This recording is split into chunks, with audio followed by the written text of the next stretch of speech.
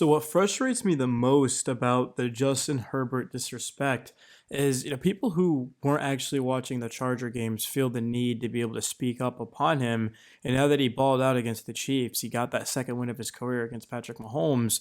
They're starting to realize that, hey, look, if you put pieces around him, he can thrive. That's always been the case. Herbert's always put the Chargers in chances to win. Now he's finally got a team around him. Fourth quarter, 9 for 9, 91 passing yards, play action, 9 for 11, 169 yards. Nice. Herbert was the most efficient quarterback in week one on play action. The Chargers also weren't even running the ball well. No pressure, 20 to 24, 268 yards. So when Herbert has a clean pocket, he's a top five quarterback. Oh my God, shocker, right?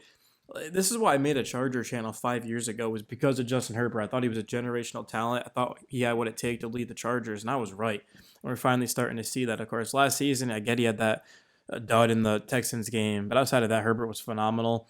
Pass attempt per game, 29.7 last season, 34. What about Herbert finding wide receivers? You can see that's not a statistic, but Herbert targeted wide receivers the most in his career on Friday. It just goes to show that the Bulls finally have an aggressive play caller that's willing to put the ball in his hands and let him be an athlete, but also shows that they have the skill position to do so. Mike Williams and Keenan Allen, as great as they were, they never seemed to be out there together at the same time. They also didn't have any production at the tight end position, and the defense sucked. There's always just something that was holding this team back, but now they're starting to finally put it together. Herbert finishes the game 25 of 34 for 318 yards, 3 touchdowns, does take 3 sacks. I mean, it happens. It's the Chiefs. They've got a good front. I didn't think, honestly, the Chiefs did a good job of pressuring Herbert, but they still had a couple of sacks. Herbert trying to extend plays and this and that. Maureen Hampton, 15 for 48. They'd like to get him going next game. The run game wasn't there.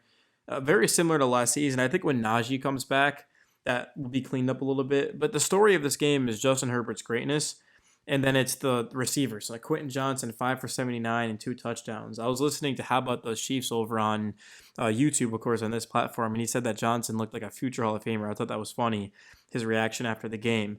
Lad McConkey, 6 for 74. Someone in my Discord, not Chargers, but just one of my football Discords, asked me if they should start Lad McConkey, and I said, Raiders on Monday. By the way, I didn't even know who we were playing until I checked. I legitimately haven't even looked at the Chargers schedule because I want to take this one game at a time. But I saw it was the Raiders. I looked it up to give him advice, and yeah, I was like, absolutely start McConkey. He's probably going to go well over 100 yards. I remember he cooked the Raiders. I believe his first touchdown of his career was actually against the Raiders. He was able to dodge a couple of defenders. Keenan Allen.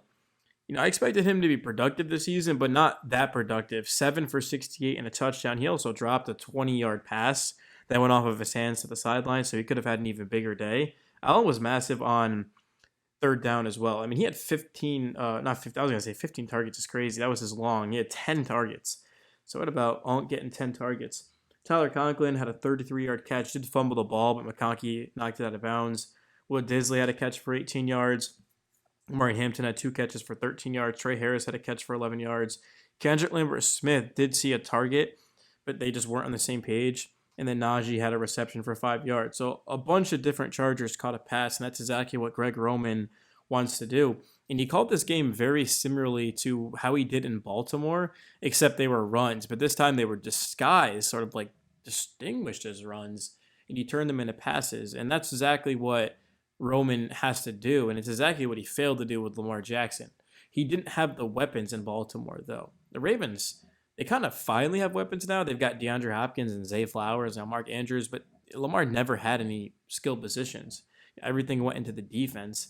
And Herbert was kind of the same. I mean, I get he had Mike Williams and Keenan Allen and Austin Eckler, but the offensive line or the defense or the lack of aggressiveness, you want to make Herbert be as athletic as possible in the pocket, which means getting him on the move, getting him into play action, bootlegs, nakeds, things like that. And that's what Greg Roman did, and Justin Herbert balled out. The talent's always been there. The Chargers were holding Herbert back, and can promise you that 95, if not higher, percent of people listening to this point right now will agree with me that the Chargers were holding Herbert back. That's not to say that Herbert hasn't had some bad moments. I mean, he still threw interceptions. He has in like the game against the Jags, Herbert has to elevate his play in those moments, but he's put this team into situations to succeed, especially against Patrick Mahomes.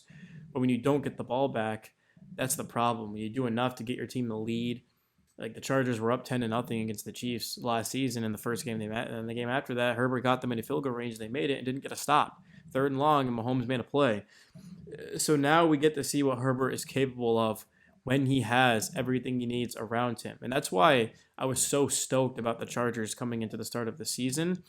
Is because I followed them all summer and saw what they were doing, and I saw Herbert just looked like a different person. He had some fire under his himself. And then Rashawn Slater went down, and for a week and a half, I was very concerned with the Chargers. But then I was like, all right, hang on.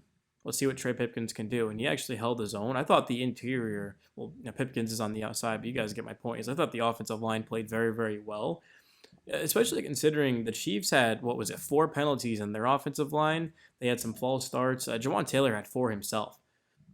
Yeah, so that's pretty crazy. And I did say in my preview that, hang on a second here, the Chiefs actually have a more concerning offensive line than the Chargers do, and I was certainly right on that. The Bolts line held up well. They protected Herbert, and they just gave him a chance, and he delivered.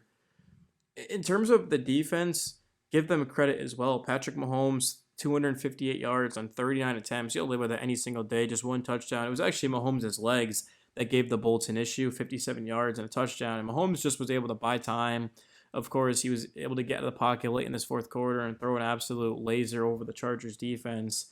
I believe it was to Tyquan Thornton, who had he had a 38-yard catch. Yeah, I think it was Thornton. Or no, Thornton actually had the catch where it was right before halftime and that crazy Bucker field goal. I don't honestly remember who it was to. I don't really care who it was to because it didn't matter anyway, but that was a great play. I'll give Mahomes credit. But Herbert, he knew that he had to go out there and make plays. He knew that he had just played the worst game of his career when it mattered against the Texans. And Herbert even said it himself that he heard what people were saying about him coming into the season, that he's not a winner. He's not making those big plays. And before the game, I was reading the comments, and I know obviously people on Twitter and social media don't matter at all. If we're being honest, I mean, like even my opinion, I mean, not to say it doesn't matter necessarily, but sometimes like even I've made some bad takes and you guys kind of call me out on it.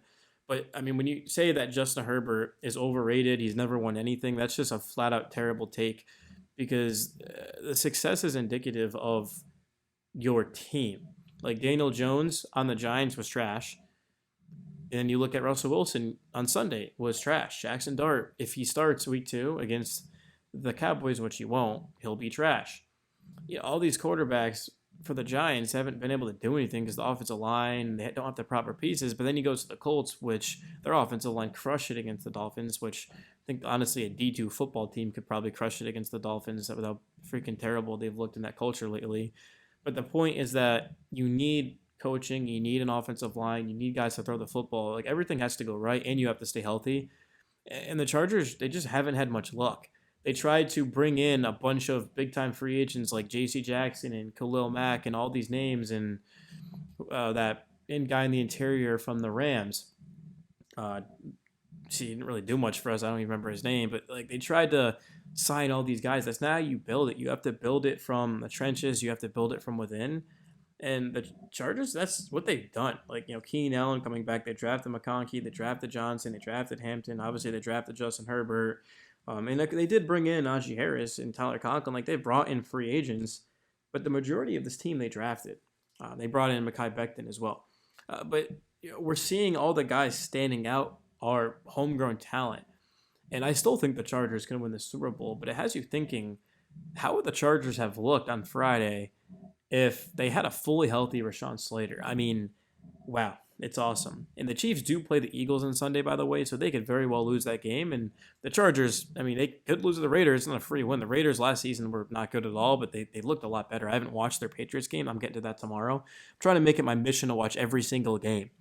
It's something that I'm really trying to do this season. So I'll make a video previewing the Raiders-Chargers game after I watch that. But it does look like a more difficult game, but there's no reason the Chargers should not win that, especially being that we're at home, which just going to fact check that. I'm pretty certain we're at home against Las Vegas. We actually are not. Okay. That makes it a little bit more difficult, but from Los Angeles to Las Vegas, it's not that far of a drive, if I'm being completely honest. So there's going to be a bunch of Charger fans there. That's at 10 p.m. is crazy, bro. There's no way. Is there two? There must be 2 Monday night games. Wow. I mean, for you guys, it's at 7. I live in the East Coast now, but yeah, I'm not really too concerned. Like, in Denver, the way they looked on Monday or the way they looked on Sunday against the Titans, their offense, that's huge news for the Chargers. Giants, Commanders, Miami. Miami was at Miami seemed like a tough game, but Indy. I mean, the Chargers. Honestly, that's the thing is you can't really look at a schedule and think much of it until we actually play these games because at first it looked very tough. I know a lot of Charger inside analysts had us finishing 9-8, which I thought was ridiculous to begin with. But now all of a sudden, the Chargers legitimately they've got a chance here, and they do play Philly, Kansas City, Dallas, Houston, and Denver to finish up the season. But it's go time, man. With the way Herbert played, if he keeps this up, they're gonna have a shot against anyone. I think the goal honestly has to be the 1 seed though. You don't want to go to Baltimore, Buffalo, Kansas City. Oh, no, yeah, Kansas City. I don't know. For some reason I had a brain for it, and I thought the Chiefs played in Kansas. They play in Missouri, but yeah, I guess I'll leave it at that. I'm kind of rambling.